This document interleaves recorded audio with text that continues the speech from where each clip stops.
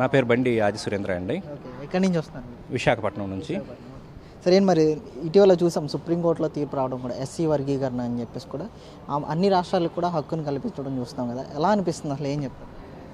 ఇది దళితులందరికీ కూడా శుభపరిణామంగా భావించవలసిన విషయం అయినప్పటికీను దళితుల్లో దగాపడ్డ దళితులుగా రెల్లీలు అంటే కొన్ని దశాబ్దాల కాలం నుంచి అట్టడుగు స్థాయిలోనే ఉండిపోయాం. అదేవిధంగా ఇప్పుడు సుప్రీంకోర్టు ఇచ్చిన తీర్పును అనుసరించి రాష్ట్రాలు గనక వర్గీకరణ ప్రక్రియను మొదలు పెడితే అందులో గతంలో 1999 నుంచి 2004 వరకు కూడా 1% ఏ కేటగిరీలో 1%గా ఉండి అది కూడా రాష్ట్ర విధానంలో మహిళకు చెందే విధంగా ఉన్నటువంటి వర్గీకరణ జరిగితే ఇంకా చరిత్ర పుస్తకాల్లో రెల్లీలు కూడా ఉండేవారు అని చెప్పుకోవడానికి తప్ప నిజంగా రెల్లి జాతికి ఒరిగేది ఏమీ లేదు. ఎందుకంటే అప్పటి ప్రజా సంఖ్యాబలం దృష్ట్యా లేదా అప్పుడున్నటువంటి విద్యా ఉద్యోగ అవకాశాల్లోని పోటీతత్వం దృష్ట్యా ఆ పర్సంటేజ్ అనేది కంటి తుడుపుగా ఉండడానికి అవకాశం అయితే ఉంది. కానీ ఇప్పుడు ఉన్నటువంటి పరిస్థితుల్లో అంటే విభజిత ఆంధ్రప్రదేశ్లో అప్పుడున్న సంఖ్యాబలం కన్నా ఇప్పుడు 3 రెట్లు పెరగడం జరిగింది. ఎందుకంటే మాదిగలతో పాటు సమానంగా రెల్లీలు కూడా ఉన్నారు. అదేవిధంగా విద్యా అవకాశాలు అందిపుచ్చుకోవడంలో అవ్వచ్చు, లేదా ఉద్యోగ అవకాశాలు అందిపుచ్చుకోవడంలో అవ్వచ్చు, ఆర్థికంగా రాజకీయంగా తప్ప మిగతా అన్ని విషయాల్లో కూడా బలంగా రెల్లి వాణి రెల్లి బాణి వినిపిస్తుంది. ఈ సమయంలో కూడా అదే వర్గీకరణ అమలు చేస్తే కనుక సామాజికంగానే కాదు చాలా అన్ని విధాలుగా కూడా మా రెల్లి జాతి పూర్తిగా నష్టపోతుంది. కాబట్టి అటువంటి వర్గీకరణ జరగకూడదని రెల్లీలు యావత్ రెల్లి జాతి ఆంధ్రప్రదేశ్లో ఉన్నటువంటి రెల్లి సంఘాలు అవ్వచ్చు, రెల్లి జాతి అవ్వచ్చు కోరుకుంటుంది. దీనికి ఒకటే పరిష్కారంగా మా రెల్లి జాతీయులందరూ కూడా తీసుకున్న నిర్ణయం ఏమిటంటే జనరల్ కేటగిరీలో 3% 1% మహిళకి కేటాయించబడినటువంటి రిజర్వేషన్ ఏదైతే ఉందో దాన్ని జనరల్ కేటగిరీలో 3%కి పెంచితే గనక కొంత ఉపశమనం కలిగి మా సోదరుల వల్లే మేము కూడా పోటీలో నిలబడే అవకాశం ఉంది. అట్టి కాని పరిస్థితుల్లో ఈ 1% మహిళా రిజర్వేషన్ కనుక కొనసాగిస్తే దానికి పూర్తిగా వ్యతిరేకులని కూడా తెలియజేస్తున్నామండి. అంటే చంద్రబాబు నాయుడు గారు అధికారంలో ఉన్నారు ఈ రోజున, దాదాపు 50 రోజులు అవుతుంది కదా, మరి ఆయన పరిపాలనలో మీకు న్యాయం జరుగుతుందని అనుకుంటున్నారా? అసలు ఏం చెప్తారు? ఖచ్చితంగా ఇంతకుముందు 2000 నుంచి అంటే 1999లో ప్రక్రియ మొదలయ్యి 2000 నుంచి ఫోర్స్లోకి వచ్చి 2004 వరకు కూడా అంటే చంద్రబాబు గారు ముఖ్యమంత్రిగా కొనసాగినంత కాలం కూడా వర్గీకరణ అనేది అమల్లో ఉంది.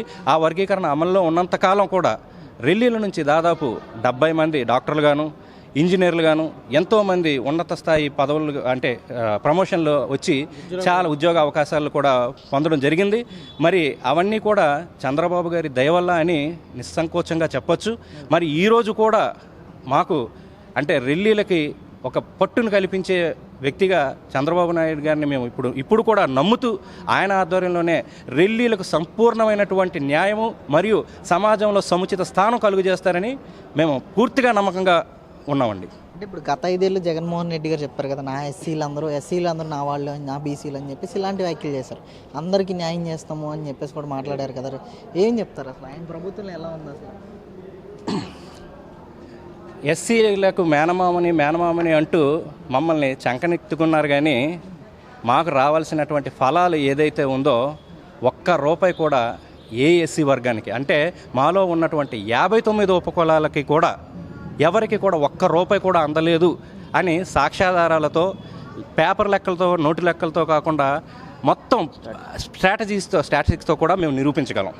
అదేవిధంగా ఎస్టీ సప్లాన్ నిధులు ప్రతి సంవత్సరం కూడా 11 నుంచి 20 వేల కోట్లు ప్రభుత్వం విడుదల చేస్తే దాన్ని కూడా వేరే పథకాలకు మళ్లించి ఈ రోజున ఎస్సీల మేనమామైనటువంటి జగన్మోహన్ రెడ్డి గారి ఆధ్వర్యంలో ఎస్సీలకు గుండు సున్నా మిగిలింది తప్ప ఎటువంటి న్యాయం జరగలేదని ఘంటాపదంగా చెప్పొచ్చు. అంటే గత 5 ఏళ్ళలో కూడా రెల్లి కార్పొరేషన్ ఏర్పాటు చేశామని కూడా హామీ ఇచ్చారు. దాదాపు ఎస్సీల్లో 4 కార్పొరేషన్ తీసుకొచ్చామని కూడా హామీలు చెప్పారు కదా జగన్మోహన్ రెడ్డి గారు. అంటే ఇది ఎట్లా ఉందంటే కనబడిందల్లా నీదే స్థలం అని చెప్పి ఇల్లు కట్టుకోవడానికి మాత్రం డబ్బులు ఇవ్వాలి అన్నట్టుగా ఉంది. ఎందుకంటే కార్పొరేషన్లు అయితే విభజించారు. కార్పొరేషన్లకు నామమాత్రమైనటువంటి చైర్మన్లు కూడా నియమించడం జరిగిందే తప్ప కార్పొరేషన్లకు ₹1 నిధులు కూడా కేటాయించడం జరగలేదు. ఒకవేళ అలాంటిది జరిగి ఉంటే వాళ్ళని మేము బహిరంగంగా అడుగుతున్నాం, నిరూపించండి. ₹1 నిధులు కూడా కార్పొరేషన్లకి ఇవ్వడం జరగలేదు. అదేవిధంగా నామమాత్రమైన చైర్మన్లే ఇచ్చారు తప్ప చైర్మన్లకి విధి విధానాలు కానీ ఒక సంపూర్ణ హక్కులు కానీ ఇవ్వడం జరగలేదు.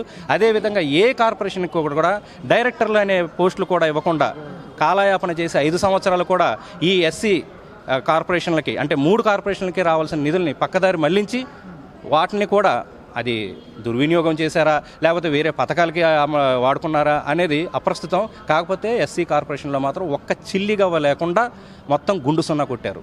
ఇది మాత్రం నిజం. Thank you.